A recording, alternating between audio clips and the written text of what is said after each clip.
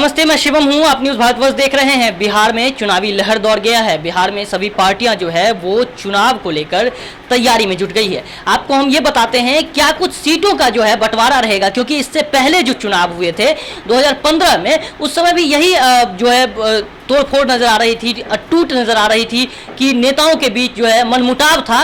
वो किस चीज़ को लेकर था? वो एक ही चीज़ को लेकर था कि वो ये कि सीटों का बंटवारा कैसे किया जाए। पिछले विधानसभा चुनाव में भी यही था और इस विधानसभा चुनाव में भी यही नजर आ रहा है।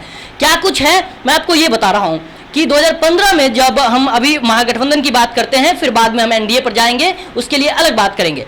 महागठबंधन में क्या हुआ था पिछले चुनाव में 2015 में 200 बिहार की कुल 243 विधानसभा सीटों में से 101 सीटों पर जो है वो जेडीयू लड़ी थी और 101 सीटों पर जो है वो आरजेडी लड़ी थी। उसके बाद जो बचे 40 सीट थे उस पर कांग्रेस चुनाव लड़ी थी।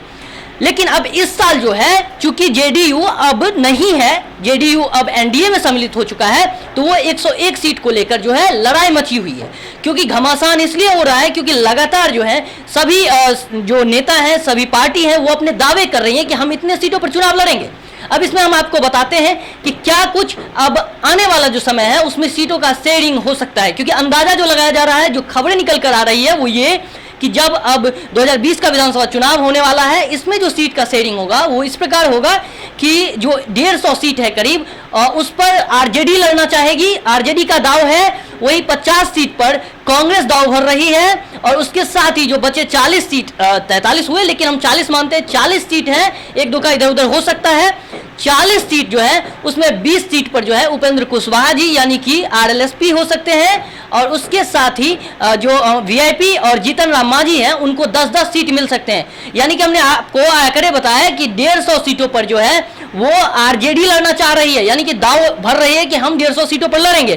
क्योंकि पिछला जो चुनाव हुआ था उस वक्त अच्छा खासा मार्जिन आया था जब जेडीयू और आरजेडी दोनों साथ लड़ी थी, तो इसलिए जेडीयू आरजेडी को लग रहा है कि वो ज्यादा सीटें जीतकर आ सकती है, अपने जो विधायक हैं उनको भेज सकती है, ला सकती है सदन में। लेकिन अब इस पर सवाल है ये कि क्या जीतन राम मांझी जिस तरह से अल्टीमेटम दिए जा रहे हैं कि हम या तो कोऑर्डिनेशन कमेटी बनाई जाए, और ये भी बात चल रही है कि इस तरफ से यानी कि महागठबंधन की तरफ से नेता कौन है, मुख्यमंत्री पद का उम्मीदवार कौन है, मुख्यमंत्री पद के लिए कौन अच्छा है, तो इस पर भी सवाल खड़े किए जा रहे हैं। क्योंकि जो महागठबंधन में टूट है वो इसको लेकर भी है, एक तो सीट शेयरिंग को लेकर है, दूसरा ये कि चेहरा कौन होगा, चेहरा पर भी विवाद खड़ा हो रहा है। क्योंकि जीतन राम मांझी बोल रहे हैं कि कोऑर्डिनेशन कमेटी की गठन की जाए और कोऑर्डिनेशन कमेटी के गठन के बाद कोई फैसला लिया जाए सब मिलके कि जो है तेजस्वी यादव चेहरा बिहार के चुनाव के लिए होंगे या नहीं। लेकिन इसके साथ ही कांग्रेस जो है वो उनका मानना और बाकी दलों का जो मानना है वो स्पष्ट है कि हमारे जो यहाँ बिहार के नेता होंगे, जो चेहरा होंगे वो तेजस्वी यादव होंगे। लेकिन अटकने अभी भी हैं। अटकने इसलिए हैं क्योंकि जीतन राम मांझी लगातार अल्टीमेटम दे रहे हैं, यहाँ तक कि वो दिल्ली पहुंच जाते हैं एक एक शिकायत को लेकर, इस बात को लेकर कि कोऑर्डिनेशन कमेटी नहीं बनाई जा रही है। ये सवाल बना रहेगा। आपको हमने सीट शेयरिंग के अंदाजे को लेकर बात बताया है, हो सकता है इसमें कुछ कम ज्यादा हो सकता है क्योंकि ये सटीक नहीं है, अभी तक कोई आंकड़े सामने नहीं आए हैं ऑफिशियली रूप से। तो हमने आपको जो बातें, जो खबरें निकल के आ रही थी वो हमने आपको बताए हैं।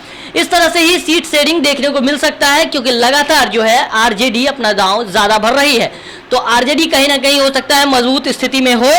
आपको हम इसी तरह से हर एक खबर जो है चुनाव से रिलेटेड और अन्य खबरें भी देते रहेंगे।